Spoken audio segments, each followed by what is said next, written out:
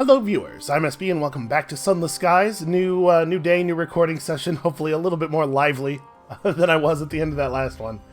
I gotta say though, it's been hard for me not to play. You know, I'm very eager to get down to it. This game has got its hooks in me. So today we are headed to Lustrum.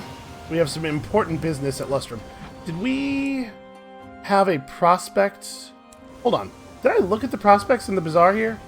Let's swing back in real quick. Whoa, this thing is like real wiggly. The number one word I would use to describe this train is wiggly. First of all, my locomotive is not at full health, which is an annoying thing that happens when you buy a new locomotive. Secondly, we should probably get ourselves a little bit more fuel. And finally, yes, we totally did look at these. Okay, I remember those now. Yeah, to Lustrum. Yeah, I don't know, this thing feels like it handles a little strangely. It's entirely possible, like I keep saying, that there's no difference in the handling between the different locomotives at all, and that it's entirely caused by, like, the fact that they're different lengths, so they sort of look like they move differently, and my dumb brain is unable to separate that from actual handling. Listen, the human brain is a wonderful, miraculous, terrible thing in a number of ways, but it's also really easily tricked, like shockingly easily tricked. Okay, up and around, yeah. So we have some stuff to do at Lustrum. We have nameplates to turn in, we have a settler to drop off, we had something else we were supposed to do over there, I don't remember what. It doesn't much matter. Like, we could go page through our journal looking for it, but it's just gonna all be on the menus when we get there, right? So my thought here is that we'll make it to Lustrum, and then that's really the last important thing we have to do. And so probably after that I will... Oh, that's right, these guys have the shotguns. A well-aimed shot penetrates your plating, huh? How's his plating feeling? Let's gain some random treasures. I suppose, actually, we could afford to take a couple more crew on board. We currently have a, Actually, I didn't look. How many people does it take to operate this train? Is it a lot? It is quite a few. Okay, we should probably get some more crew. Just in case some things occur, you know? What was I saying? Oh yeah, we have some stuff to do at Lustrum. But that's the last important plot stuff, so probably what'll happen is we'll get out to Lustrum, we'll get that done, and then I will pause the recording and just kill time. I mean, driving around the Reach doing stuff, making money, but I'll just kill time off camera until we hit August, and then we'll pick it back up, because I don't want to waste a ton of everybody's time. Probably this thing that's happening at the Trader's Wood is not going to be all that fascinating in the first place, so I don't want to waste everybody else's time dealing with it. Every time I see one of these things now, I'm afraid it's going to sprout guests at us. Should we go through Carillon? Yeah, we can go through Carillon on the way back. I'm always a little leery of going straight toward a horror in the way that we are about to, but I suppose here in the Reach we have plenty of ways of managing our terror.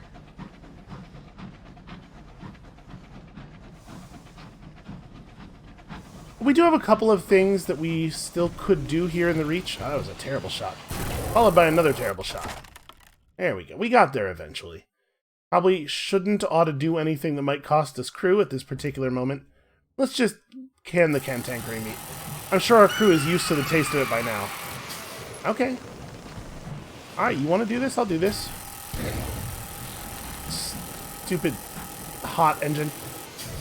It would be kind of neat if your actual, if the temperature of your location affected your heat in some way.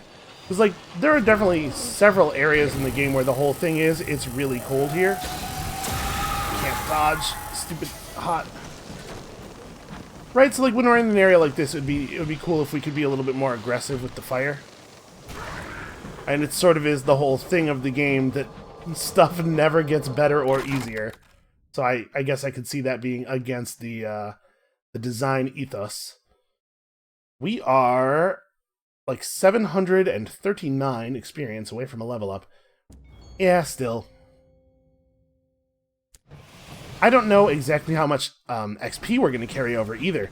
When we complete the game and start a captain of a new lineage, like, will they start fresh? Presumably they won't, in terms of experience. But I also assume that they won't carry over our full experience level. And I have no idea if we're talking about, like, maybe they get a percentage of our XP, or maybe they just, you always start at level 6 with a character who is second in a lineage.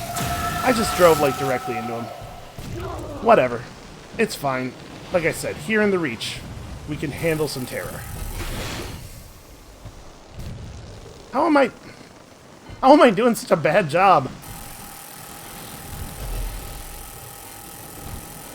I'm getting YouTuber brain over here. I've managed to shoot just past both of his shoulders so many times.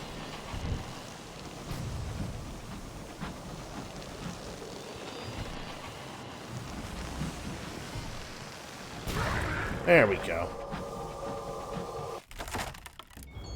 I will say I'm definitely being a little bit more, like, cavalier with our health than I often am. And our terror. Honestly, I feel so comfortable in the Reach compared to the way I feel when we're out in Albion. It's like I can get away with anything out here.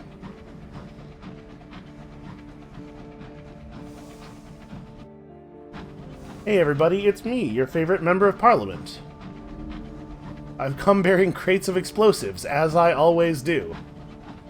For truly, I know why you elected me. Listen, I'm not saying everybody in Lustrum is obsessed with the destruction of the Windward Company, but I am saying that one person, to our knowledge, exactly one person, blew up Windward Company headquarters, and exactly 100% of those people were elected to Parliament, so, Alright, let us turn in 12 charred nameplates for the moment of inspiration that we need to complete our thing. And then return to the street. Thanks, Jane.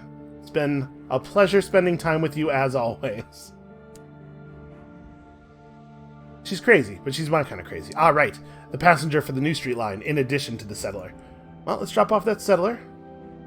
Hey, get off my train. No one will look the settler in the eye. His scowl could shatter glass. We are late, he says. I can only hope the people of this good settlement are less prone to tardiness than you. Here are your wages. I bid you good day. Alright, and drop off our New Street Line passenger. Lustrum does not offer an easy life, but it does offer an escape from the law. Your work world escapee will ostensibly be brought in to work for one of the more affluent prospectors. This prospector has won their riches not through mining, but through the philanthropist's friendship. Now they pay their debt by providing for those the New Street Line sends their way.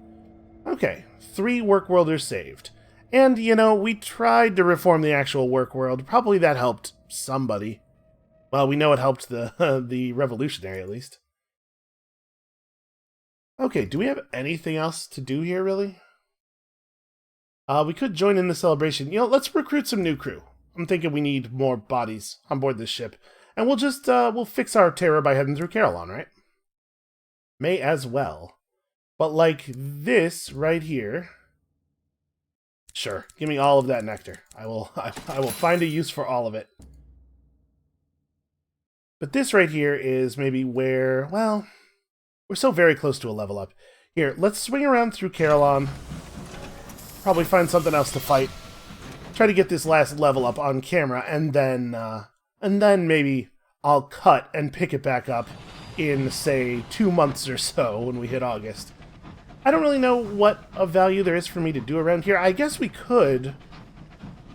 Not knowing exactly how quest progress is going to be kept, I wonder if we could go to Titania, just tell them to build their buildings in the London style, and then potentially actually get a pedal cutting, and then use that to complete the Leadbeater and Stainrod's researcher thing. Might be a good idea. Because I don't really intend to spend a lot of time in the Reach with the new character. And I think like this might be our only chance to see where that phlegmatic researcher stuff goes. Because I certainly don't want to do all that with the new character.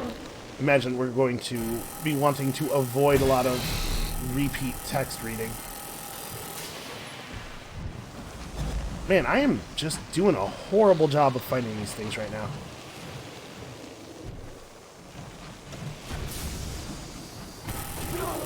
They are much more laterally mobile than I am, I'll say that.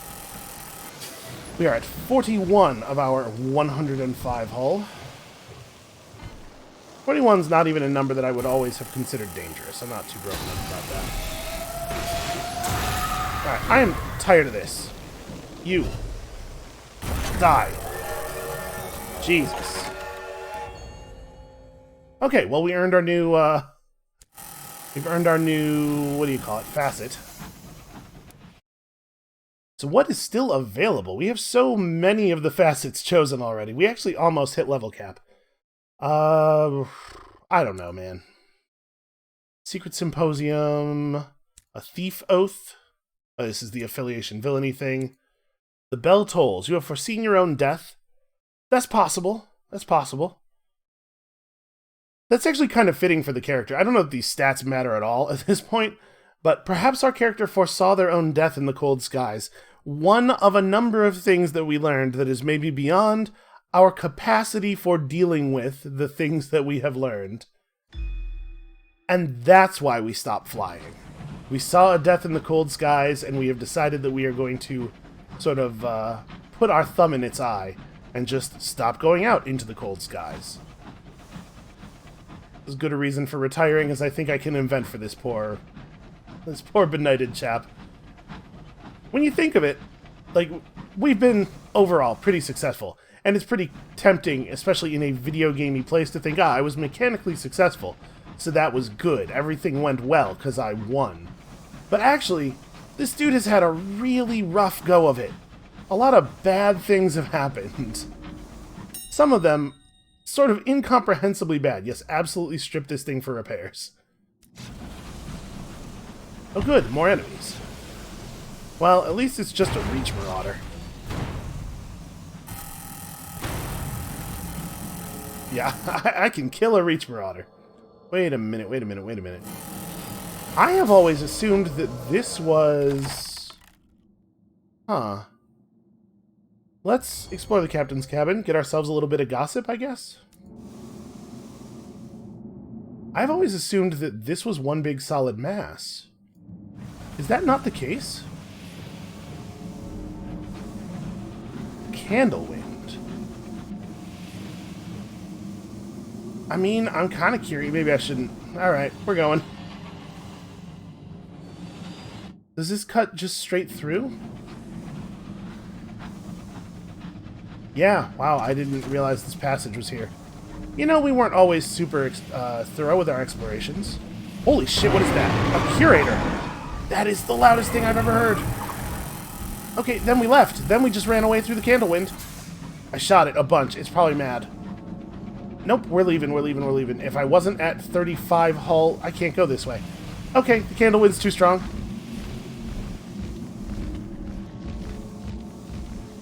It doesn't seem that mad. Maybe I'm mistaken. It sounds like I might be mistaken. Its weapon is short range. Seems smallish.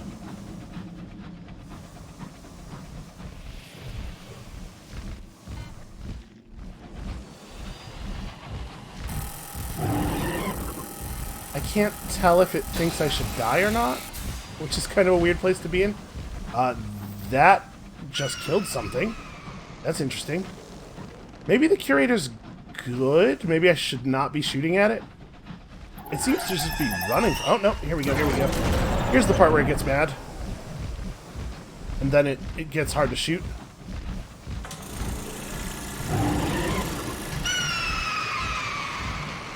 And it's trying to take me through all of the scribe spinsters in the universe. Whatever. I cannot be stopped, apparently. It's bleeding a lot. Really thought it was just about dead. Come on, come on. Okay.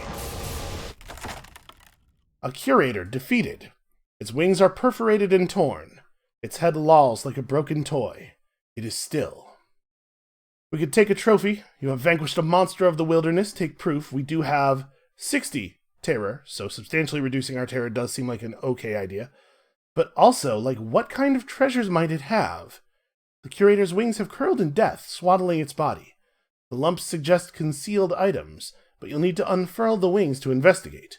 You and a crew member don sky suits and head outside. Yeah, I don't know what a curator is. Man, maybe we shouldn't have killed this thing. Because it didn't seem aggressive, right? Well, whatever. We've done it. Let's search it for treasures. What sort of treasures does such a thing have? The creature's wings were thin and battered even before you trained your weapons upon it. They tear when you unfold them. Its body is thin, the ridges of its ribs pressing through patchy dull fur. An old scar traces the shape of a sigil. I can't look at it, Captain. It makes my teeth sing.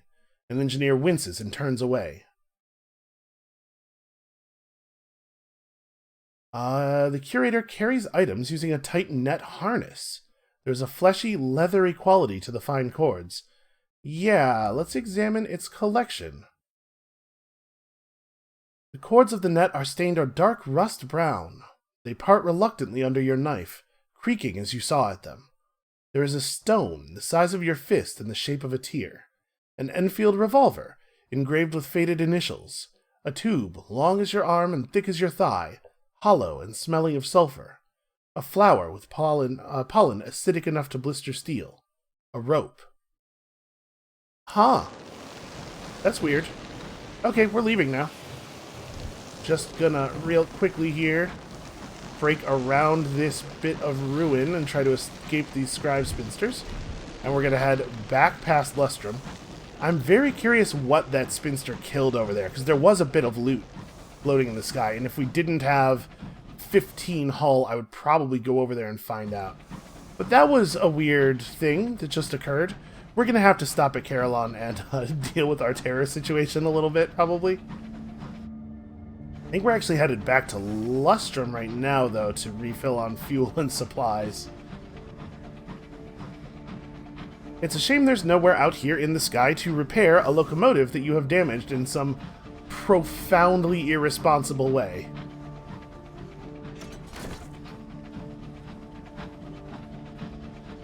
Did we have 90 hull in the last train? Am I remembering that correctly? Would I be dead right now if I was still in the previous locomotive? I think that might be the case. Okay, hey everybody. We're back. Oh, we could visit the Golden Tea Shop. We could drink some tea. Let's enjoy some tea. That'll calm us down a little bit. I'm a big fan of Eleutherian gold. Yeah, that was worth a little bit of lost terror. Then we return to town and we visit the pub. People like us at the pub, right? Let's... Oh, that's right. We left people here. We left a guy here. Okay. Welcome back aboard. Sorry about all that. I totally forgot that we left that dude here. Then we buy a round of drinks for the miners. And we listen to gossip about recent troubles. Nope, this is like actual information. This is not just terror reduction. Listen, I'm not here for stories that are useful. I'm here for stories that make me feel calm and safe. Looks like we're not going to be getting a lot of that. Alright, definitely got to buy ourselves a whole bunch of fuel and some supplies.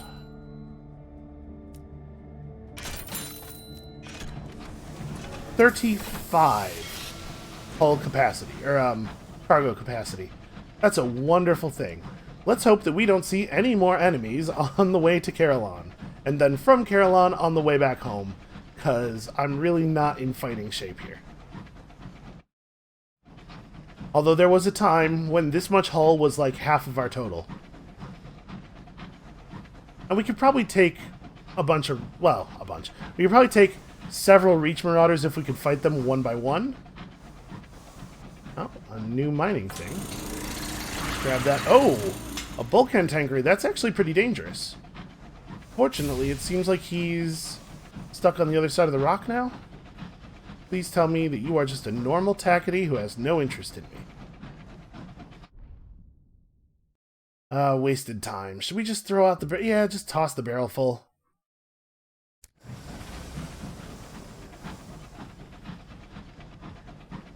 Even if it is a tackety ship, and I'm going to assume it is from the way that it's steering, still could be pretty dangerous if it turns out to be infested. A bunch of cantankery. I'm just going to turn off the light for a moment here. Don't really want any trouble. Can't leave it off for too long because the terror is extreme.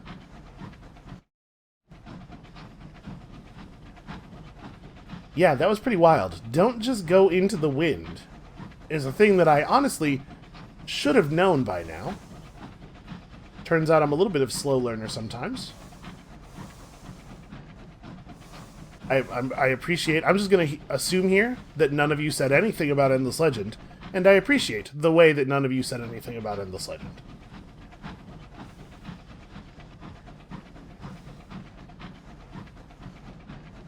The stretch of sky between Carillon and New Winchester has traditionally been fairly safe. Here's hoping this doesn't spawn an enemy. I suppose we could just mourn the dead here. Seems like the proper thing to do.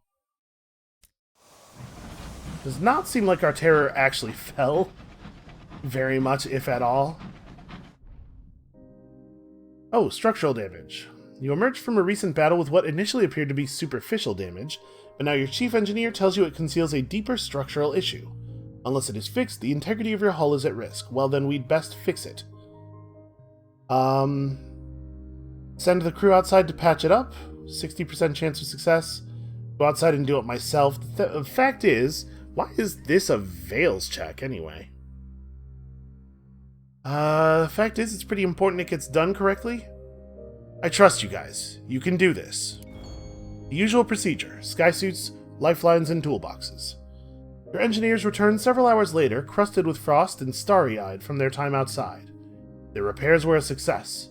They even patched some of the worst holes in the hull while they were at it. Okay, cool. Yeah, we definitely... Somebody definitely irresponsibly screwed the train up really badly.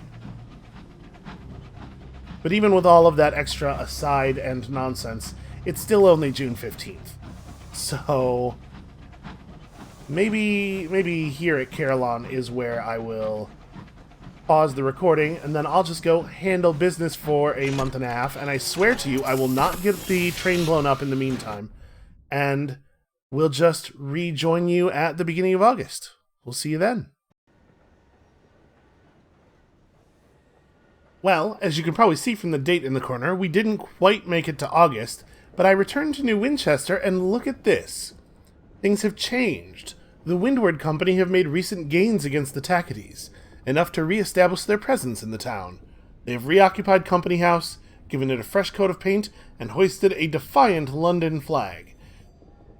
It seems like I might have a mission in our remaining month and a half here, in fact. The pubs near the station are abuzz with the news. The Colonial Assembly are even now locked in accusatory debate in Victory Hall. There is little they can do, though. London has sent fresh dreadnoughts to reinforce the company's claim, and the balance of power in the Reach has returned to its traditional state of simmering stalemate. Okay, the renewed conflict means wrecks are more common and new homesteads less so. This is something we can definitely do something about. And in fact, we have quite a bit of favor with the Tacketies stored up that we could go over to Victory Hall and just expend some of that favor setting things right without even having to do a whole lot of extra work here. So I have so much stuff and I don't even know what to do with it all.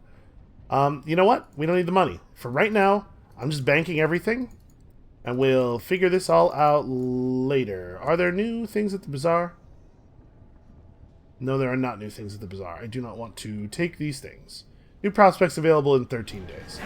Alright, let's really quickly go back to Victory Hall and cash in some of our favor. I don't remember exactly how much we have left.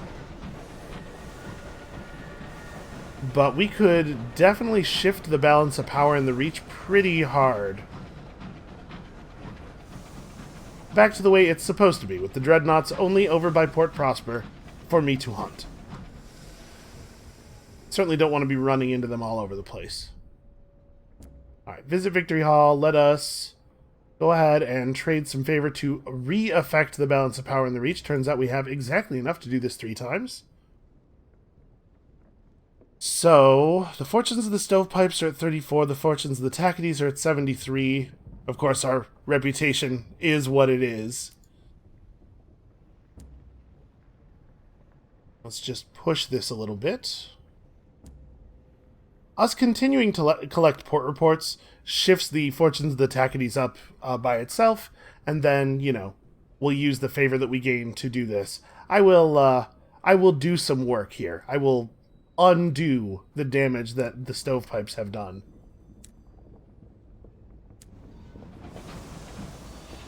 But probably, you know, best done off camera, because you've all seen it. So, once again, back in a bit. Okay, I know I said it would be August. It's not quite August. I think we are going to go ahead and give Titania a new start, because we're only allowed to talk to the mayor when the port is fixed, and we need to get a cutting from the pedal from the mayor to push the phlegmatic researcher stuff forward. So you know what? Let's just do that. I'm pretty sure this progress is going to get undone when we start a new character anyway, and also I don't care enough about Titania to come down here probably with the new character. We have lots of other kingdoms to explore. So let's just see where all that Leadbeater and Stainrod stuff is going, shall we? A new start for Titania. Let's tell them to build in an Albion style. A little slice of home in the Reach, says the stone-faced sculptor. A sturdy rock from which we can help guide the future. The stone-faced sculptor is quick to capitalize on this moment of agreement. Before the day is out, the docks at least have a familiar Albion look to them. The rest of the port will take a little longer before it is ready for expansion. Each captain in your lineage will be able to choose another expansion for Titania until the port is completed. You can also donate to its progress to continue expanding it with a single captain, but this will get more expensive as development continues. The more you expand it, the more bargains, prospects, and other opportunities will be made available, with individual buildings offering 1 boon per captain. Oh, interesting. This actually develops... Maybe we will come here with other characters. So, Titania must be fully repaired and funded to start a new project. If the founders can agree on what? Current funding progress is 0%. So if we want to assist with the port repairs... excellent. Those infernal buzzing creatures of destruction. It is worth noting on my way in here, we did kill all of the bees. So we could pay for all the port repairs. Wait. 30? Is paying for all the port repairs really 30 sovereigns? Yes, I will pay for all port repairs. This will be more than sufficient. Thank you. Apparently, they build very efficiently here. Okay, now we can meet with the Rhapsodic Mayor. Titania's petals fill the air with a perpetual perfume, but eventually you become accustomed to it. Even so, the scent of the many flowers in the mayor's small office sends your senses reeling. Obviously unaffected, she sits behind her desk and gestures for you to take the other chair. Yeah, I need a cutting of petal, please. There's so many petals, and they are so large. The Rhapsodic Mayor is only too happy to oblige you. I'll have a sample sent to your engine in a moment, she says. We may not be scientifically minded here, but we do love to learn more about our wonderful flower, and also to carve it up as punishment for attracting all of the bees, I assume. Alright, we're not going to bother picking up the red honey, because I am not doing any smuggling right now. If we had bought that thing that they gave us the space for contraband, then maybe. We could also probably just bribe our way past the port inspection. We don't need to do any smuggling. We're fine. It's remarkable how easy it is for me to talk myself into stuff like that, but no, we're just gonna let it go.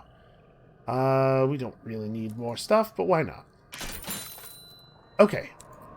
Now let's head over to Leadbeater and Stainrods and see exactly where that phlegmatic researcher line goes.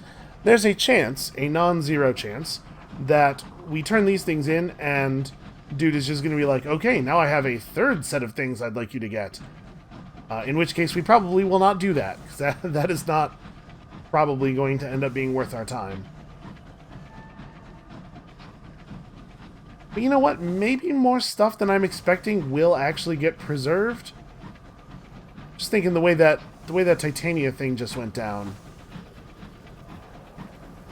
I don't know. I'll be very curious to see what happens, I suppose, when we retire this character and start a new one. And of course, we're going to steal all of the honey and kill all of the bees, and also this Reach Marauder. You know what? Just go ahead and fire again immediately. Let's just get the job done here. Yep, send someone out to recover the nectar. As you might imagine, our hold is very full of chorister nectar. Every once in a while, I remember to say it with the correct hard C. Just repair the damage I just did to the engine. I'm not going to go out of my way to kill those guys. Let's stay semi-focused on the task, at least a little bit. I really appreciate that little things like this, that at first seem just like creepy tone setting, have mostly turned out to actually have some kind of root in the actual plot. Something we can learn or interact with. Not everything. But then again, maybe all of the things that I'm thinking haven't had another connection actually do have another connection that we just haven't found yet. I forgot about all of the wind leading this way. I can't remember. Were we able to fight our way out? I might have to go around when we leave.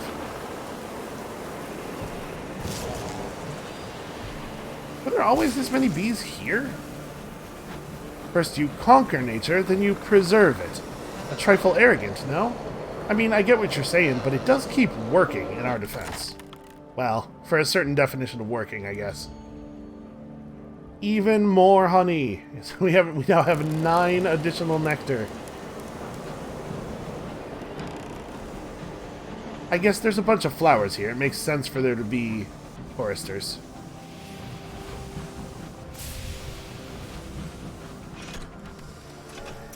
Let's see what the researcher does with this new stuff. Actually, last time we handed him a bunch of research materials, he told us to go away for a while. We had to come back later. I guess that might be what happens here. Alright, what was this? Someone has ordered sapling knots from Leadbeater and Stainrod. There's an open call for captains willing to deliver. I'm good at delivering stuff. Where do these go? Port Prosper? Okay. I will, in fact, be headed to Port Prosper at some point. I can't remember. Did we go to Albert's Idol? Go visit the ornithologist. No, do not visit the ornithologist. Is this the right guy? This is not the right guy. We haven't been here forever, and I do not remember... how we turned in this stuff. Probably at the base of research? Yes, here we go. Turning in your research. You're fulfilling the phlegmatic researcher's requests. The thing is, I definitely had the image of the other guy with the more brown-red beard in my head as the phlegmatic researcher, so I was just misremembering stuff a little bit. Well, let's hand in the stomach of the cantankery. It is a foul thing that we've carried in our hold for probably an entire year at this point. You are thanked for your efforts and asked to wait while the company sends out your reward. Phlegmatic researcher summons you to his home to offer you payment and the fruits of his research. He has temporarily abandoned his laboratory, which is filled with incense smoke. A distressing business, he says. The stench of their innards is encrusted in my nostrils. You should take like a wire brush to that, probably. Alright, let's hand in the Titanian clipping. Eventually, the phlegmatic researcher requests you visit his cabin. An orchid, similar to the Titanian blossom but for its size, sits on the table. Perhaps Titania is the orchid, he muses. It is an orchid, at least. And this gross fungal thing that we found, for you. The phlegmatic researcher calls upon you soon. His eyes are red, his face slightly swollen. I react like this whenever I am near to it. He sniffs loudly and hands you your reward. Well, wear a mask or something, dude. Okay. We've handed in all we wish to. The researcher's going to get down to work. He's disappeared into his laboratory. Is this is a comeback later sort of thing? Yep, you need to wait a little longer before the researcher's work is done. Well, that's a little bit annoying, but I guess not totally unexpected. I'll swing back here near the end of July. So I guess we'll see you then. It still won't be August, but it'll be close. Probably. Alright, here we are at the end of July, and it looks like our buddy is done with his research. The phlegmatic researcher's table is covered with thick grass and growing rapidly. His colleagues are celebrating vigorously, more so even than last time. A scout is singing loudly, if tunelessly. Another is stomping through the room in some kind of dance. Alright, let's see the culmination of their efforts. The phlegmatic researcher smiles uneasily. He is delighted and unsettled by the exuberance of the celebrations. The Reach contains certain growth-encouraging airs which I acquired. Captains call it the Peacock Wind. I call it the Breath of God. What was wrong with the name Peacock Wind? The phlegmatic researcher strikes the table with his cane. And this is what we've accomplished. A fertilizer so potent, it'll grow whatever you seed into it. It costs a fortune to make, but it's still a tremendous step forward. He glances warily at the singing scout, whose voice is growing hoarse. I don't know what's gotten into them, although I suppose it is a remarkable discovery. The research continues. So yep, there's a new list here. Pen of a scribe spinster, ligaments of a guest, a Traitor Woods mandrake, and ice from Old Tom's Well. Boy, this is a long quest line. Alright, well, I think we can probably say safely that we do not have time for any of this nonsense. So, you may notice from my hull and terror meters that I got into a little bit of a thing. Ooh, hey, wait, there's luggage over there. I saw some Curator Eggs. That's right, multiple Curator Eggs grouped together over by Lustrum, and it turns out that Curator Eggs come from curators. I don't know, that seems maybe a little unbelievable, but you're just going to have to trust me, because I found the curators what laid them, and I did defeat them, but this was the cost. So, we got to get back to New Winchester in kind of a hurry. I'm not anticipating anything between us and there, except for Reach Marauders and Chorister Bees. Oh hey, the Peacock Wind that's usually blowing through this passage has ended. Well, it's hard not to wonder if maybe there's some relation between the research and that. First shot was just terrible. As you can probably tell, I'm just like completely over my fear of the choristers. Like, we extremely have Chorister Bees under control.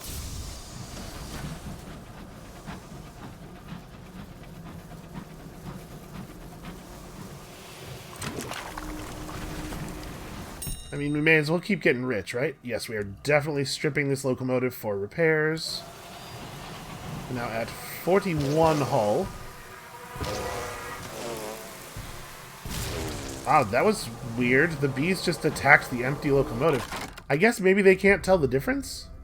Ooh, only a partial success on the nectar. Alright, it's fine. Nobody got stung to death. It's, like, really all we can hope for. So let's swing through New Winchester, because we really could use repairs. We're terrified enough to be having bad dreams already, huh?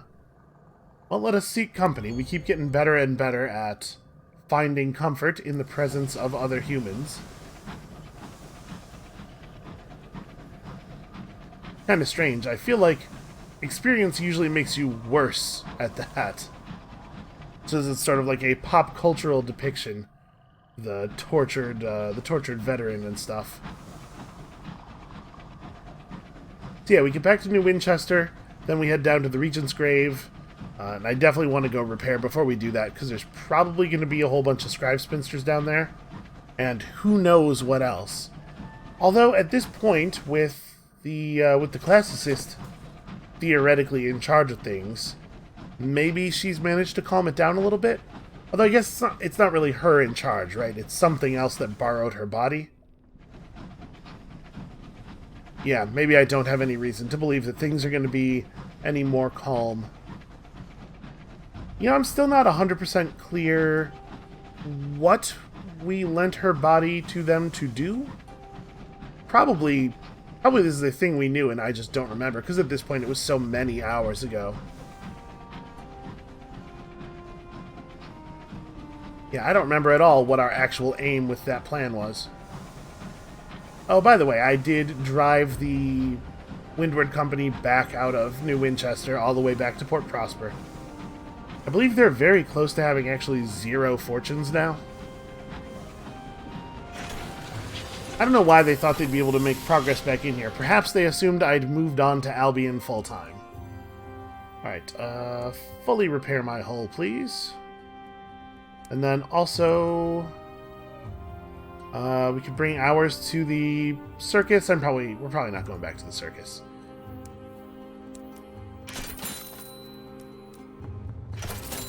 And let's bank all of this valuable stuff.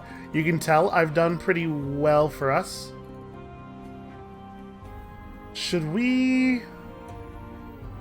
I dispose of these now?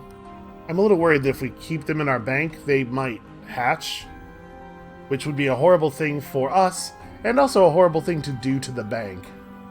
Yeah, let's, an Eggmonger. The sign over the small stall at the far end of the platform is rife with mistakes. How is it possible to commit so many errors when writing the words, "I buy eggs"? The man behind the stall wears a crooked hat and a tattered coat. He is in possession of more twitches than teeth. Care to sell some eggs, Captain? I buy 'em. He points to his sign proudly. Yeah, I would love to sell all of my eggs.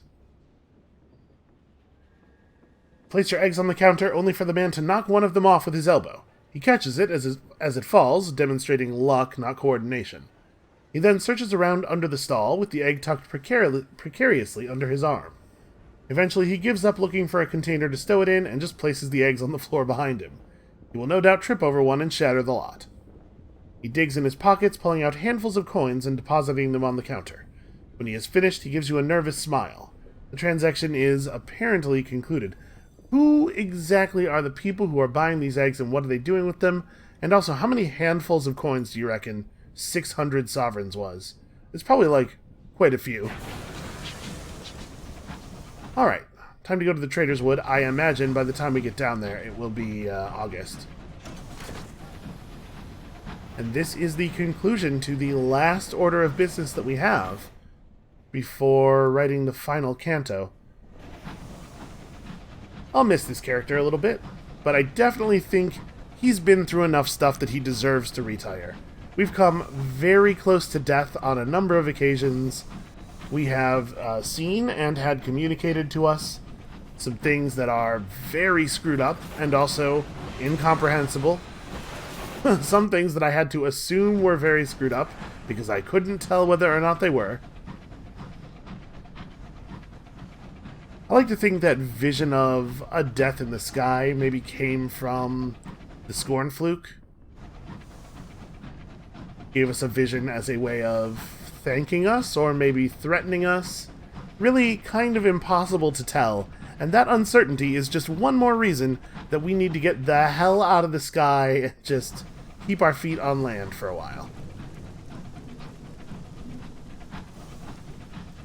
So what is the best way to do this? We don't actually want to go down the Titania thing. We'll go past Port Avon. We'll look at the map, I don't know, 70, 80 more times before we get there. Just to be sure, you understand.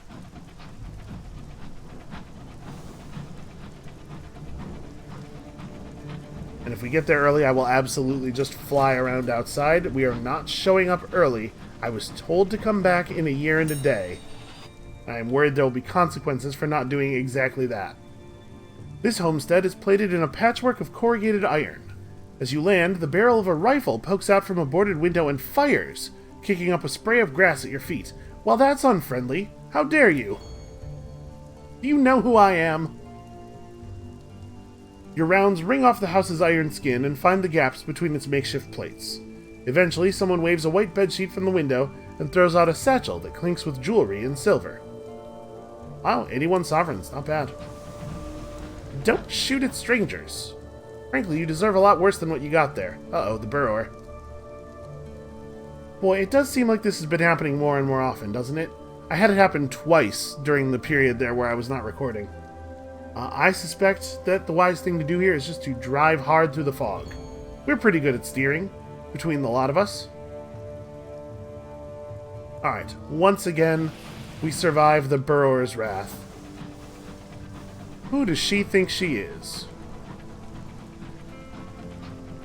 Getting very indignant in our character's old age.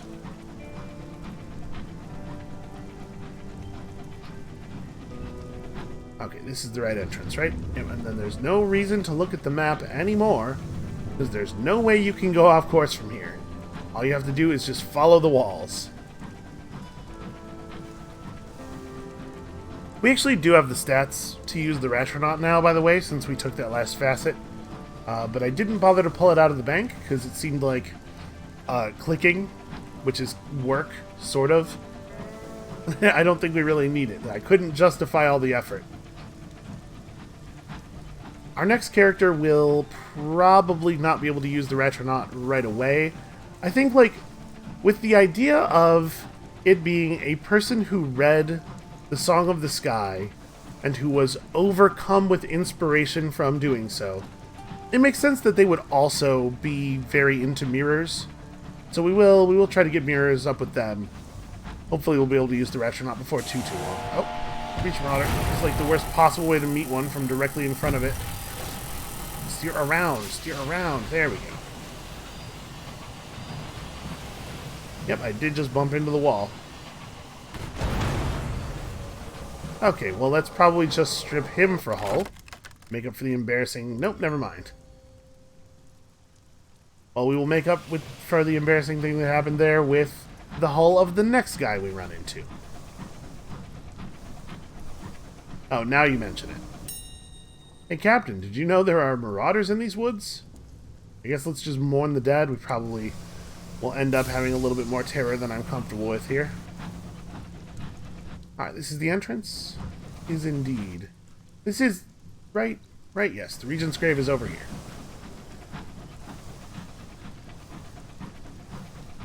But we are showing up just, like, right on time.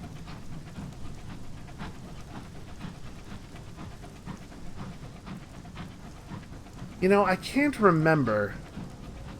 The idea of a year and a day being, like, a time period that is of mythological significance seems familiar to me, but I can't remember exactly what stories I've read or know in whatever way I know them that have a period of a year and a day in them.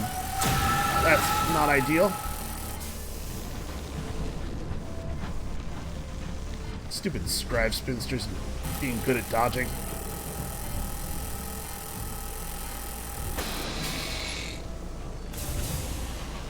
Okay. Let's try this again. We're going to be a little bit more careful here.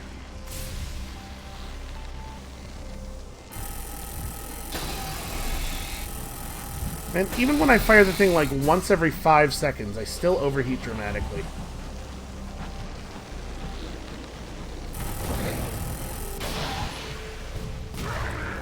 There we go. Totally worth it, just getting the job done. We could try to get its pen, but we're not going to complete this. Let's just take the bronze wood and get the hell out of here. Alright, August 1st.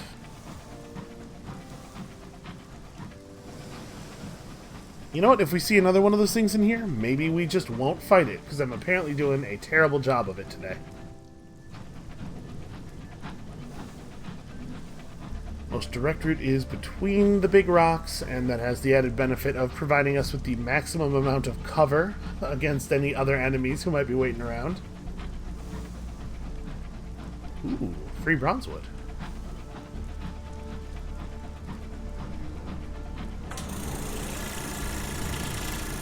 Maybe this was a disrespectful thing to do right in front of the heart of the wood.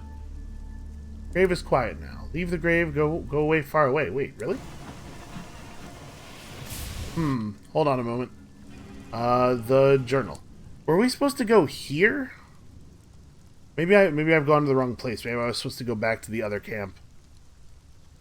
Inscriptions in the sky. Oh, that's definitely not it.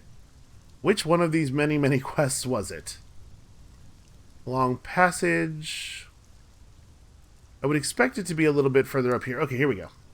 Return to the Parting Glade in Trader's Wood in a year and a day. The Parting Glade. I don't actually... Wait, where's the Parting Glade?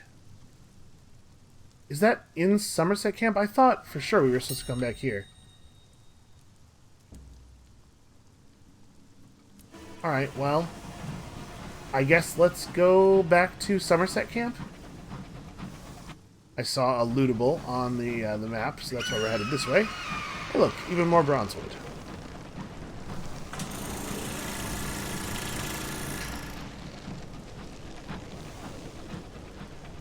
Yeah, I guess I should have just read the quest log. Fair point. Can we get out over here? This is an area that is not actually filled in on our map, and it turns out that those are almost always passages.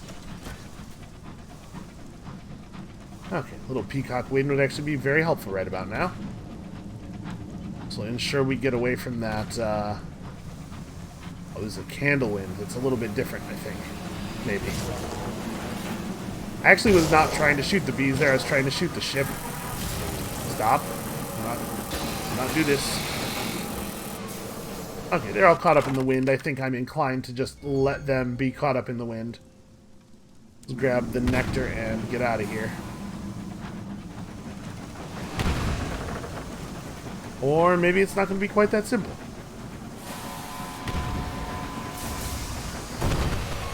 Haha! He fell for my brilliant trap accidentally. He accidentally fell for my brilliant accidental trap.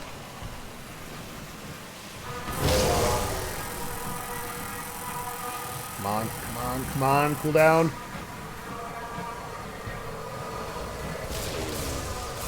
It's the wrong way. There we go. Finally got there. Definitely give me some hull.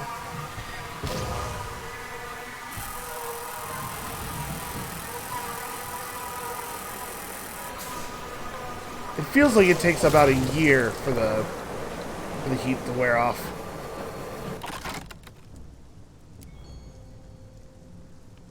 Right, we're pretty good at hacking through an awful lot of bee. I'll tell you what, if the Parting Glade is not at Somerset Camp, I'm going to be out of ideas. Out of ideas as to where to go.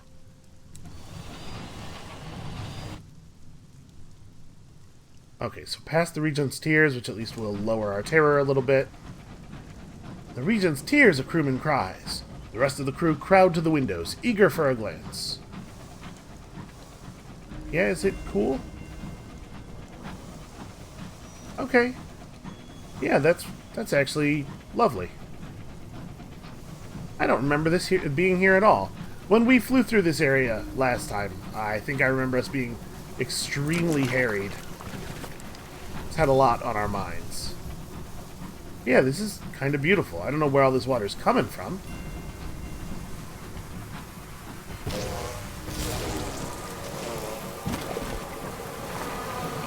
Should I have grabbed the extra honey with all of the bees right here? I don't know. I think you could make an argument that I should not have.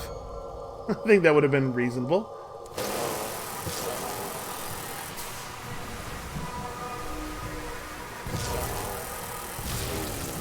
Okay. We have so much nectar in the bank. We're going to pass on to our next character a fortune worth of chorister nectar.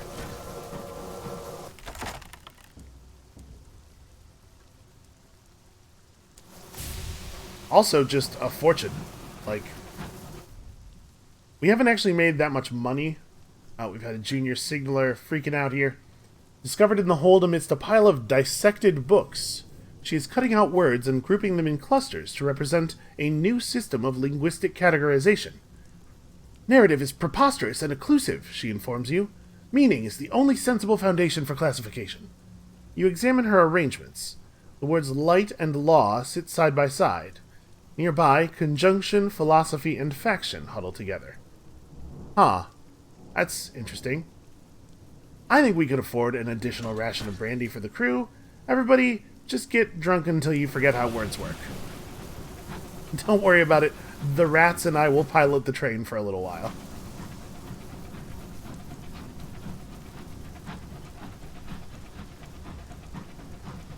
I gotta say, when I compiled the list of the 6 things I wanted to do, I really thought that this was going to be the one that required the least time and effort. You know, we'll just go back to the thing. We know where the thing is. We know how to get there. I really underestimated the speed with which we would get the rest of the items on the list accomplished. Should have had more faith in my competence, but you know, all of the evidence suggests that maybe I'm not all that competent, really. Oh, that was a pretty good shot, though. I feel good about that. Alright, let's definitely just retrieve some supplies here. I guess fuel is more of an issue than supplies at this point. It does seem like we go through it pretty quickly now. Also, I have to say, we flew around for a while at like 10 or 11 crew, and then we flew around for a while at 21. And I don't think that the amount of crew you have actually changes the speed at which you consume supplies. It doesn't seem like it does.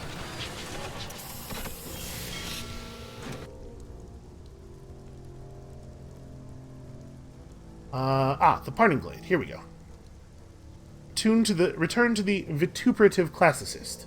She has carried out the tamer's task. This will conclude the story of Traitor's Wood. The vituperative classicist's hair is wild and her expression grim. Her hands are coated in dried blood. Who'd have thought, she asks, that a wood could have so much blood in it? She stands unsteadily. I have learned all I care to. Her voice is quiet now. She laughs shrilly. I think I shall become a veterinarian. Try to atone.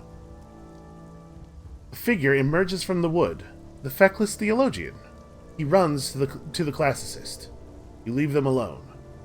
The vituperative classicist has paid the trader's debt. Trader's Wood has been tamed. We've gained a searing enigma and 1,000 XP, and another example, perhaps, for our character to hew to, as the weight of all of the things that we've done piles up. Let's write ourselves another port report. You know, never too late to make a little bit of money. Oh, we were supposed to look for a sigil here. Out of curiosity, what's that go like? You follow the Tinkerer's instructions to the letter. A grove where hagswood bows under dappled starlight. A telescope of polished brass. A bowl of water. It is some hours before anything becomes visible in the sky, as the starlight washes away. And then your navigator jogs your elbow. Pale and broken, a few marks of faded flame are briefly visible on the barrow mound of the regent's grave. You sketch out the outline of the sigil in thick pen, then immediately douse your hands and the page in the water. Yes, right. The correspondence does have a tendency to set people on fire, I remember. Ah, what the hell, we'll grab a mandrake while we're here. A grove of mandrakes grows on the outskirts of the wood. Their leaves reach out of the ground innocuously. Cotton is required for their mouths. Their brief screams carry on the winds. Something deeper in the woods screams back. You know, I think maybe we're done here with this place forever. Doesn't that sound reasonable? Just buy all this literature and then just never return to the Trader's Wood. Yeah, I think let's just go. Let's just go, shall we?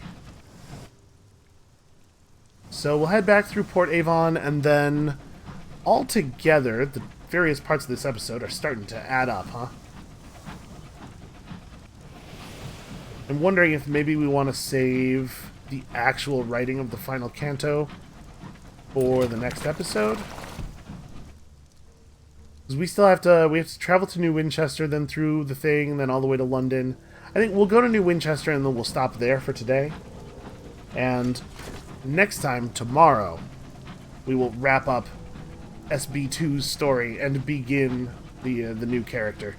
I'm very, very curious what the truth could possibly refer to, but I can also see the clock from where I'm sitting, and I probably ought to wrap things up.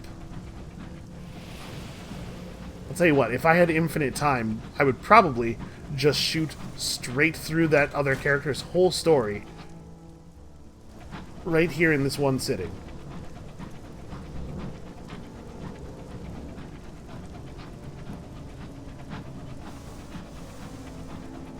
So we'll make our last little bit of money here. We'll drop off our port reports at Victory Hall, just in case we do get to pass on all of our money, in addition to our locomotive and all of our bank and everything. Probably the rules are a little bit different for captains who are victorious versus captains who died. So like a lot of what I think is going to happen has been based on what happened when our last captain died, but maybe that's not a good guide to use.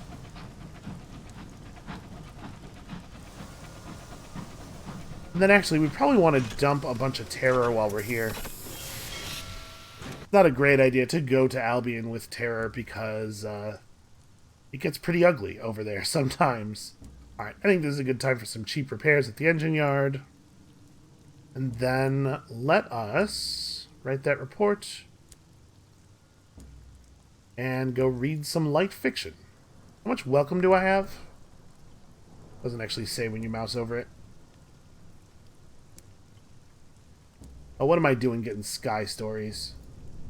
Why don't we read about that dude who threw his friend into the well? You know, I'm noticing that the option to... Oh, yeah, to go refresh our welcome a little bit. The option to appreciate an amount of cider is no longer looking quite so unlikely. Our stats are a lot better now. Let's see about actually drinking the cider. 87% chance of success. Made from real apples from the world you left behind. Careful now, a local warns you placidly. We are at 22 terror. Okay, that was quite a reduction.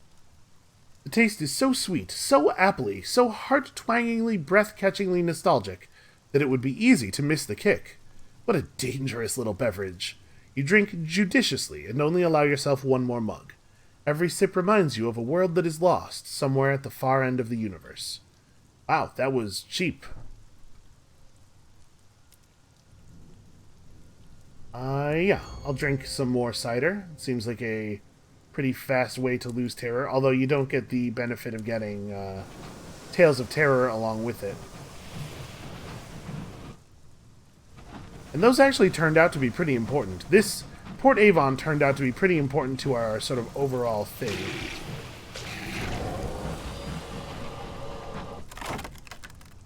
Does it seem like those guys are getting bolder and bolder? Ooh, a partial success. Found a few fragments of carapace veined with what looks like 9 sovereigns worth of gold. Because at the beginning of the game, I don't remember the cantankery coming so far in, but we've been seeing them all over the place. I wonder if calming down the Winchester War has something to do with it. Maybe if the Winchester War is still hot, in addition to there like being fewer homesteads and more wrecks in the sky, I wonder if you get more creatures pushing further inward because there are fewer dreadnoughts to kill them. Let us harvest fuel from it.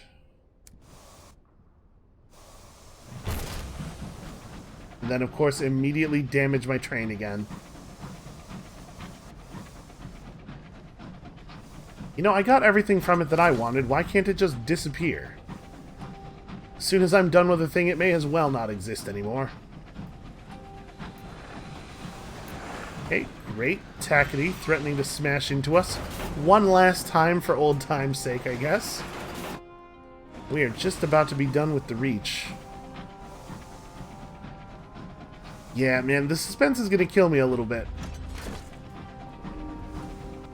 What time is it? You know what? Let's go ahead and knock the Canto out right now, because I want to know what the ending looks like. This is just going to be a little bit of a long episode. A little bit of a... Geez, okay, 30 minutes on this portion, plus trying to figure out, are we going to be anywhere near 2 hours by the time we're done here? Maybe.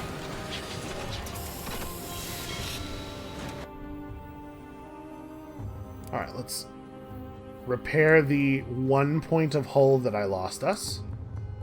Embarrassing. And then... okay. Nothing going to Port Prosper.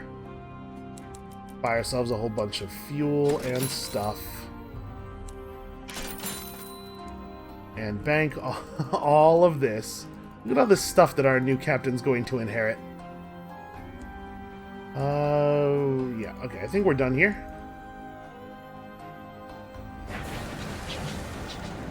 So we'll swing up and drop off the port reports, and then... Oh, wait. No.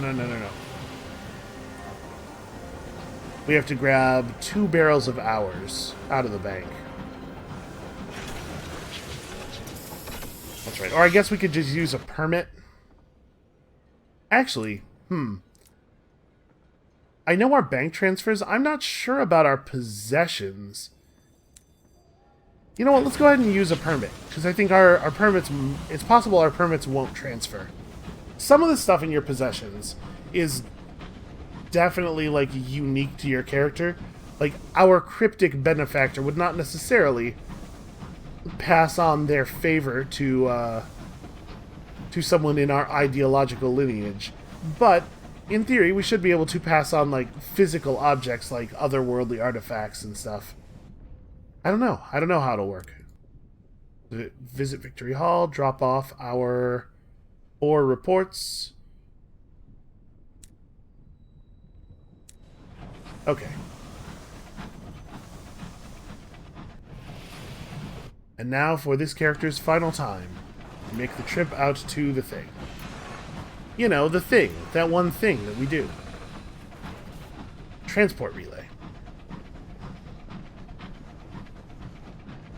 It is remarkable how many times I have had to express the same ideas over the course of this Let's Play without them, like, penetrating into my brain basically at all.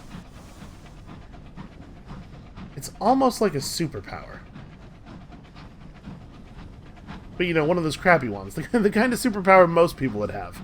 Some people get to fly, some people get the heat vision. Other people just have parts of their brain turn off for no reason. Or they become violently reactive to milk or something. Not enough movies about those kinds of powered people. Although I guess to a certain extent, like, this is not an uncommon idea in comics. And there have been lots of comic series about, like, oh, what about the people who don't get the good powers? And in a world where superpowers are mostly, like, weird mutations, like people just have powers, you have sort of like an X-Men mutant style thing going on, there are going to be people who have powers that are not cool and useful for saving the world. But I was just thinking, you know, why doesn't the MCU do any stuff like that? But I guess in the MCU, they've done a pretty good job of avoiding the idea that people might just be born with or genetically or, you know, mysteriously even acquire a power. Like, 80% of the people in the Marvel Universe who have superpowers because somebody was trying to make a super soldier on them. And, like, the rest of them, it's because of the Infinity Stones or they're an alien race. Actually done a pretty good job of completely dodging the need for this kind of consideration. Probably this was not design intent, it's just something that accidentally happened. Oh good, even more crockery. I wonder what the people who operate our vault at the bank think of the weird garbage, like the huge piles of weird garbage I've collected. We could swing over to that homestead, but honestly, I don't think we need to. I don't know that I want to go all the way over there. It'll be like 30, maybe 40 seconds out of our way if I do it very slowly. Who has the time? Oh, interesting. It just considers us an enemy right away, it seems like. I mean, that's fair. I don't disagree with that assessment.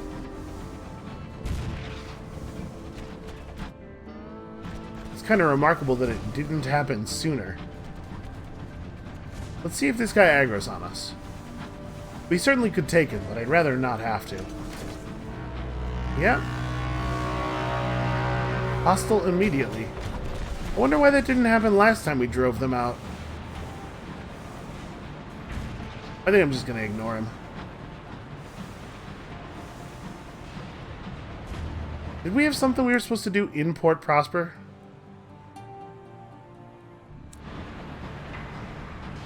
Maybe. Doesn't hurt to check. If there's a way we could earn a little bit of extra money to pass down, I suppose we ought to do it. Explore the port. Ah, yes, deliver sapling knots, right. Drop them off with the clerks at the loading bay. Clerk with the polished buttons passes you your fee after all the requisite papers are signed. Already dispatched a runner to see it delivered. Thank you. Okay, a little bit of extra money for the future character. And then I'm going to write a port report, just for old time's sake. Close the thing. No? There we go. Apparently you cannot close that menu while writing a port report. And for our final trip back to Albion, we're traveling first class. Which I bet is basically just the same as second class, except everybody's slightly more polite to you. Alright, present yourself to customs. Yeah, see, sometimes even if you didn't really have a plan for getting your contraband through, you would just get waved through, it seems like. It's definitely an interesting gamble. At the sight of your papers, the superintendent jumps to activate the relay.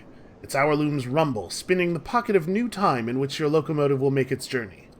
Wrapped in your engine's new code of hours, it will be hard to say how long the journey takes. Okay, none of that. None of that text is new.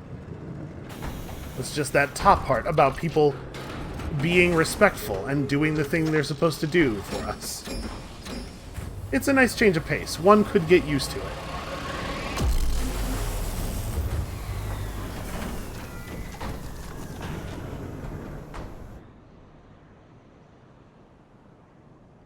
I suppose we ought to stop by Brabazon on the way, grab the port report just so that we make another 100 sovereigns to pass down. Again, provided that we do actually pass down all of our money. It would seem kind of silly to pass down your bank, but not your sovereigns, though, right? I guess that just leads to you keeping a bank full of all kinds of weird trade garbage, like we already have done. Yeah, alright, let's swing through Brabazon quickly, get the port report, and then get on our one remaining order of business.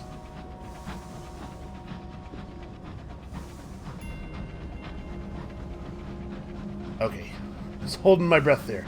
Here, the dreadnoughts do not know to attack us. It is a little bit strange that, like... It seems a little bit strange to me that the dreadnoughts knew to attack us in the Reach, even though we had switched to a new engine, because almost all of the work we did against them was with different trains.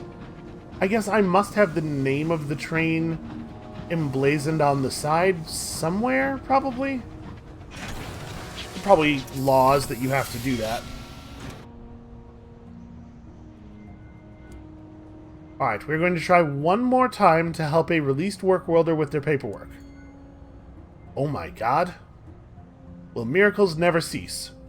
The Overseer is most displeased when you turn up with one of her workers, forms all correctly filed out and stamped. They are forced to release the prisoner on schedule. Your only reward is a smile from the prisoner and a scowl from the Overseer. It is enough. Yes, I think it would be. Okay, so... we know pretty much what's gone on here. Let's take the official shortcut to the back streets, write a port report, and then get the hell out of here. So we traded a permit for that. Was that worthwhile? I don't know. Maybe not. Probably not, honestly. Well, again, we don't know if we're gonna get to pass our permits down. So if we aren't, it's certainly worthwhile. I don't. Is a permit worth 100 sovereigns? It might be the case that 100 sovereigns is the better deal either way.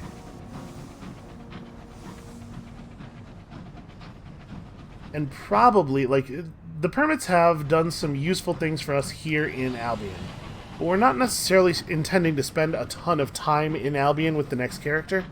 So we want to get to Eleutheria and the Blue Kingdom. And so it's possible that the permits will not even be... Oh, hey, maybe the Dreadnoughts here do know to kill us. That's weird. Why would the last one not have? Yeah, I don't know. That's very strange to me.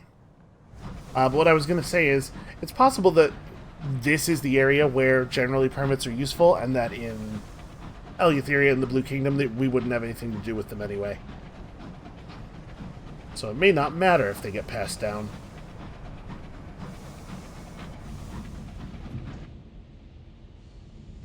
Actually, it's probably faster for us to go this way.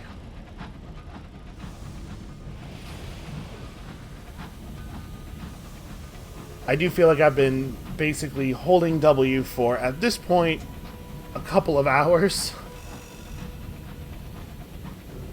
A lot of just flying around. We could pay our respects. Let's break open a coffin instead. Why wouldn't we do something truly terrible on our way out?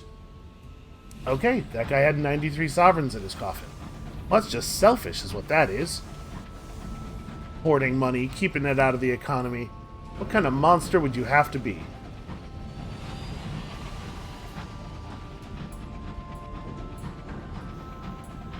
Alright, fortunately, none of these trains on the other levels here seem to be dreadnoughts who might have an interest in our passing.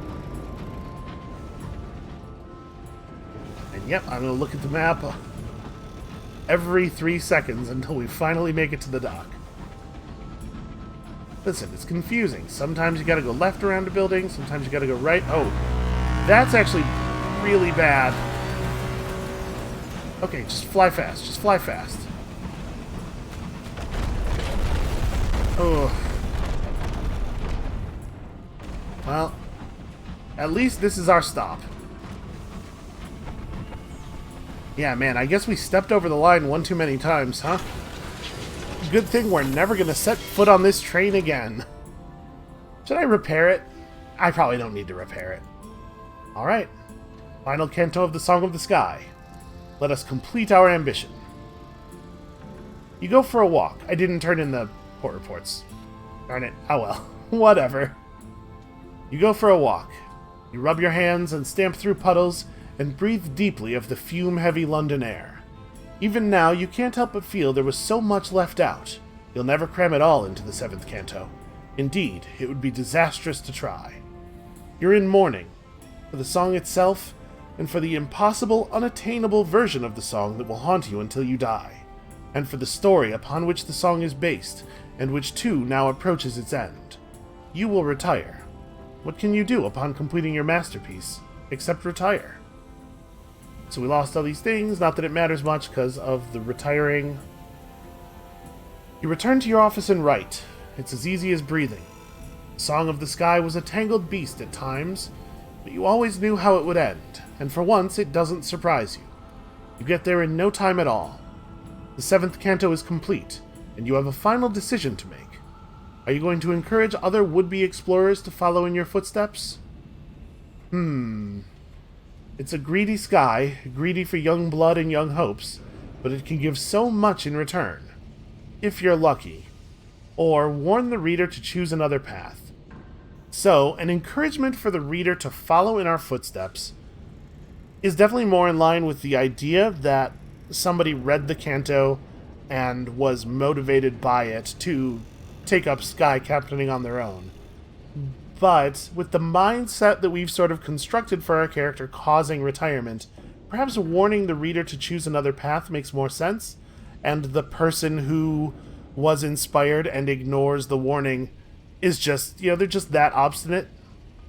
I think I like that better. A warning to would-be explorers. The sky will swallow you whole, and not even your bones will remain. There is nothing for you here. Nothing. in abundance. You finish writing the postscript and tear off the final page of the Song of the Sky. Your typewriter immediately falls apart in a clatter of exhausted metal. You rather feel like following suit. You instruct your assistant to begin printing a collected edition of all 7 cantos. The Song of the Sky is complete, and with it your legacy assured. The omnivorous publisher is still on the run, but you have a dozen others begging at your door. As the 7th canto begins its first print run, you ignore the invitations to book tours and galas. You collect the 7 cantos together and retreat to your office to read your song. The song is ostensibly fiction. Its captain has a different name, a different face. But your readers aren't stupid. They know the truth behind the tales. The song is your life bound in paper. The 2nd canto is the tale of how you discovered the long-lost Parsifal, cementing your place in the pantheon of history's greatest explorers. The 4th canto is the story of the Winchester War, which tore the skies in half. It's a story of blood and battle and betrayal, of a dark sky lit by explosions, and of how you played a decisive role for the Tacites in the midst of the carnage. And then we had to do it again later, but I didn't write about that part. The 6th canto is the blood-stirring story of your overthrow of the Brabazon regime. A song of blood and banners and shattered chains, and tyrants trampled beneath the feet of the people. I left some things out of the ending of that one. These grander narratives are knitted together by 1,000 smaller stories, plucked from among the stars and polished to a sheen. The song can only reflect a fraction of the sky, but that's enough. It is a vast and bewildering and wonderful book. All right, let us publish the final collected edition. The complete Song of the Sky meets with universal acclaim, hailed as the greatest modern iteration of the epic. You will never want for speaking engagements again, and your greatest hardship will be the constant demand for a sequel. For years to come, scholars will pore over the song, teasing apart the intricacies of its prose.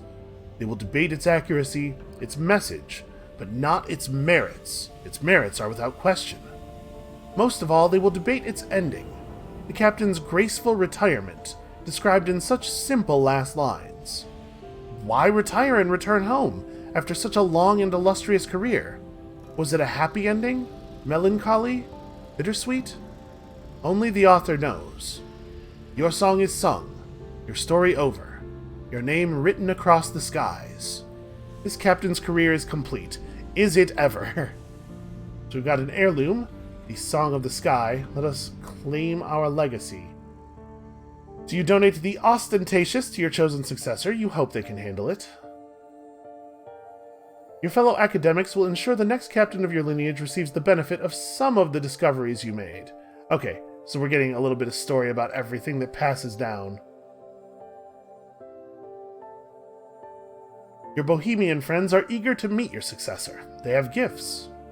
Your establishment associates will not forget you. They promise to keep an eye on your inheritor and pass along some of the favors you earned. You moved in villainous circles. They remember their debts. Your successor will benefit from their unspoken code of honor. After subtracting their fee, Hallige's bank arranges your successor's inheritance. You donate your now slightly faded chart. With your assistance, your successor will start out stronger and wiser than you did. Perhaps one day they will even surpass you. So we kept a searing enigma, a condemned experiment, some basic stuff. We kept our royal dispensation. I bet that'll be valuable. We kept this thing, which we got at the very end, and I don't remember what it is. A couple of charts. Only 1,500 raw sovereigns, but I think we kept our bank. So we'll be able to turn some of that into stuff. Partial chart, level 12. Okay, not too bad. Don't think we want to mess with... I don't even remember what difficulty options there were. Let's just hit continue here. Okay, a new captain. We're not going to actually do anything on this next, for this next character just yet, but let's create them and get them into the sky, huh? So, this is somebody who read the story and was motivated by it, even with the grimness of it, even with all the horrible things that we wrote about, even with the explicit warning in the ending chapters that there is nothing for you in the sky, more nothing than you can possibly imagine.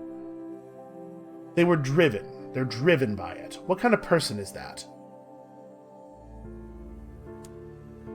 Oops, I didn't actually want to click something there. I want them to be somebody with high veils. So a street urchin who maybe, like, imagines something... It makes sense for it to be a person who is not happy with their life, right? For even the horrors of the Song of the Sky to seem like something more than what they have now.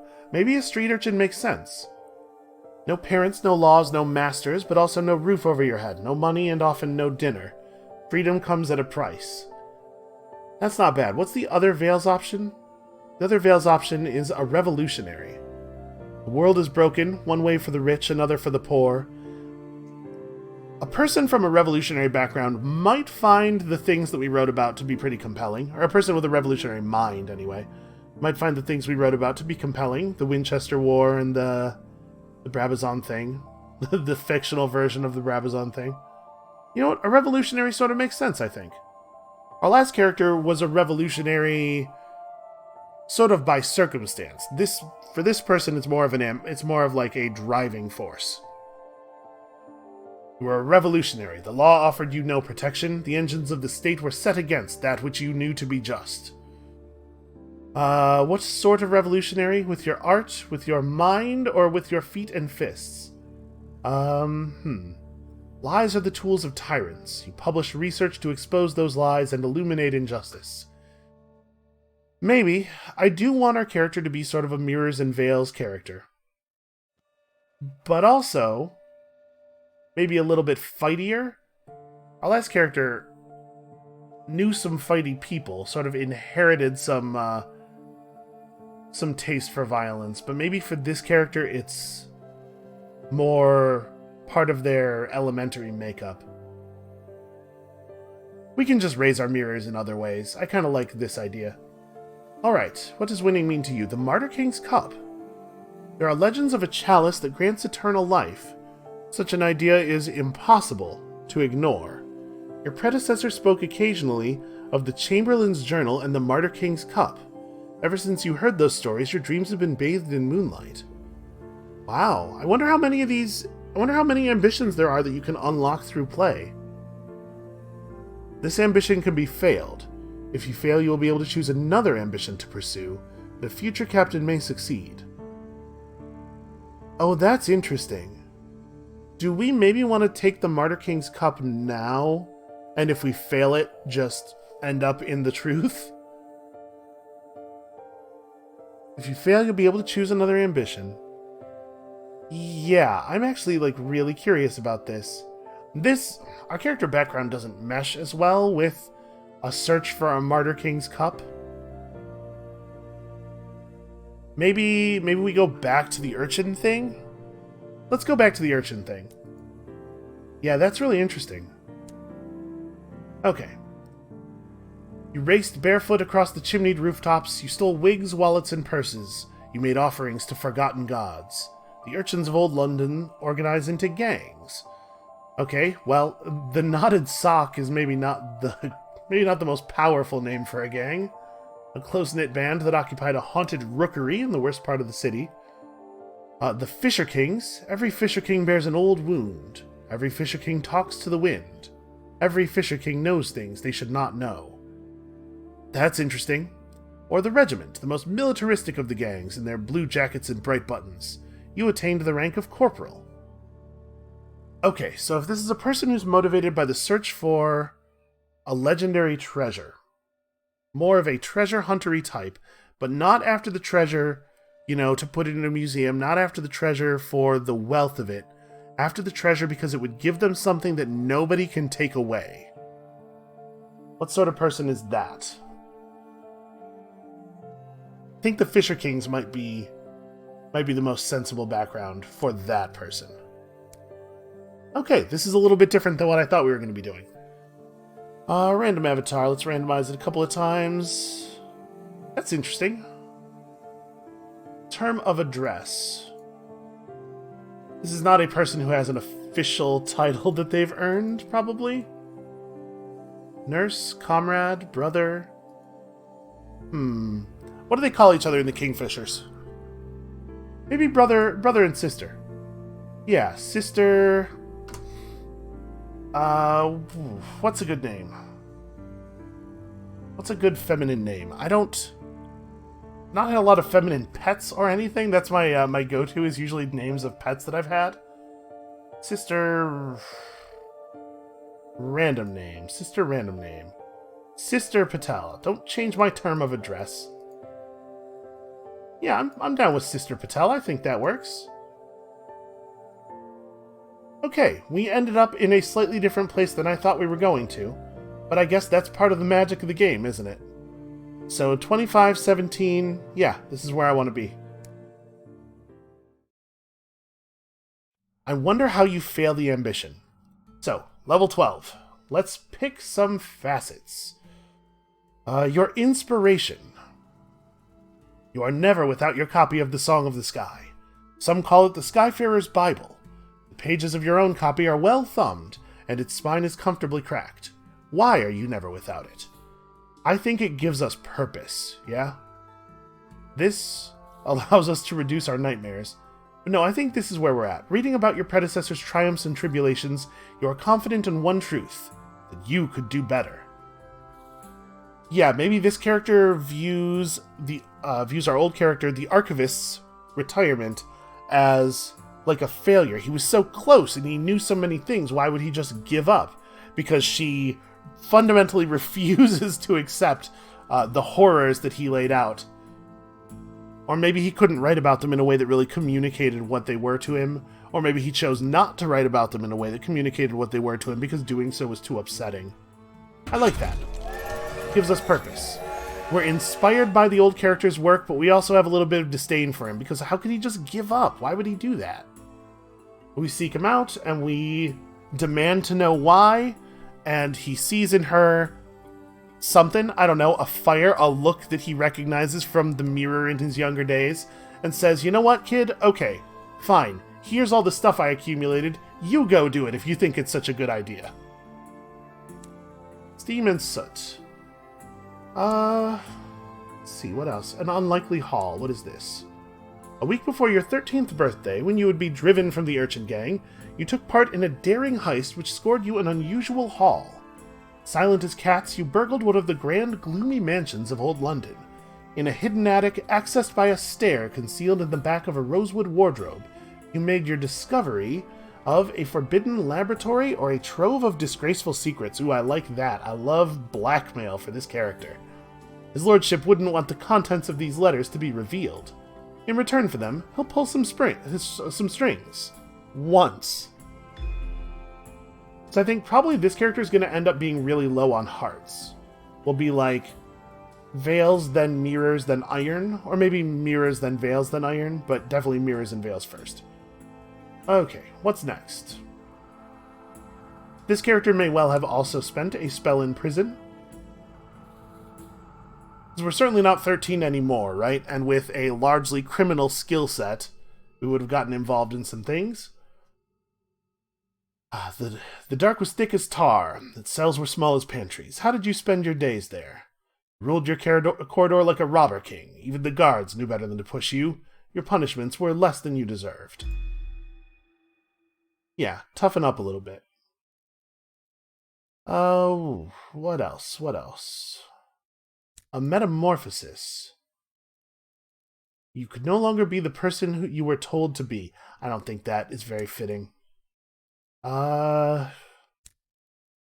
We did not come by the train stuff by hanging out at the train yards. We got the train stuff because we went and shouted at the archivist.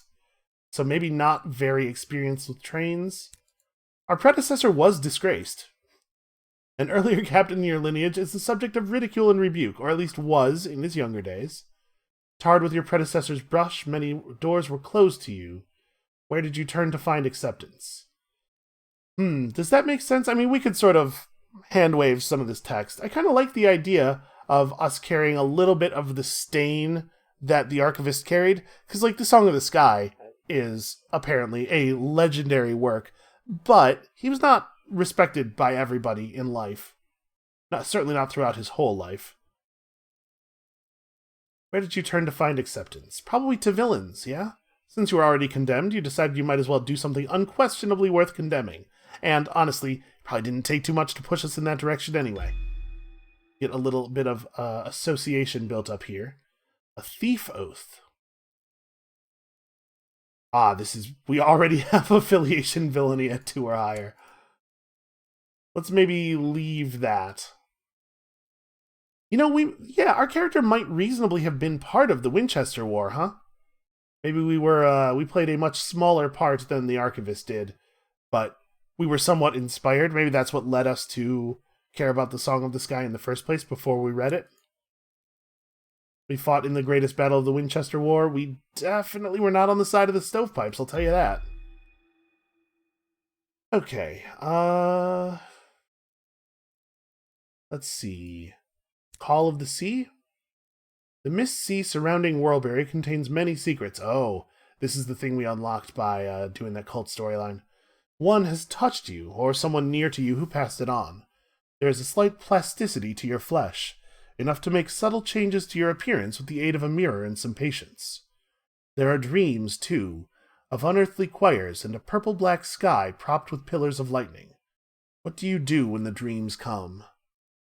Revel in them. In those moments when the tireless storms sing, you feel you are at home. You wake weeping, your tears as silver as mercury where they slide from your eyes and from the hidden ducts on the palms of your hands. Wow, weird. I kind of like that. And maybe this is not even something that was passed by the Archivist. Maybe this is something that comes from her family. This could have a number of sources. Let's not try to make it too clear-cut too soon. Am I haunted? Are we haunted? It's a hearts thing. I mean, our hearts doesn't have to be, like, absolute minimum.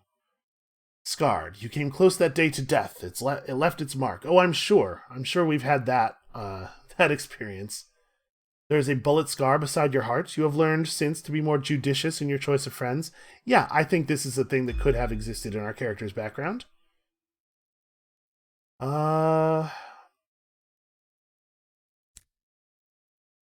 Are we haunted, plagued by the past, by some guilt or sin or old ordeal that will not let us rest?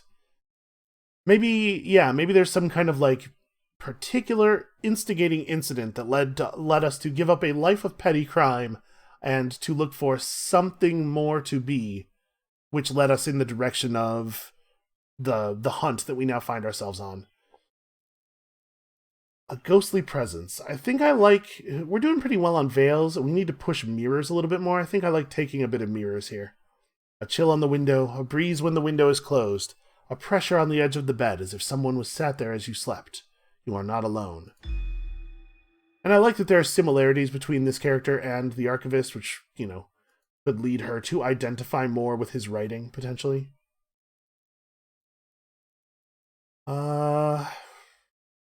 What do you think? What else? We have 4 more to go. Probably this is not true of this character. I think if they had had an experience of madness, really of any kind, it might have caused them to be a little bit wiser than to engage on the thing the quest they are about to engage in. The bell tolls. You've foreseen your own death? We do have weird dreams, don't we? Perhaps we have also seen our death in the skies. The thing is, I really want to push mirrors a little bit, and we can kind of ignore the text. We don't have to assume that all of these things are actually true. It's going to be the case with any character that you level up significantly that you're going to end up with a lot of similarities to your last character, right? Because there's not actually that many options here.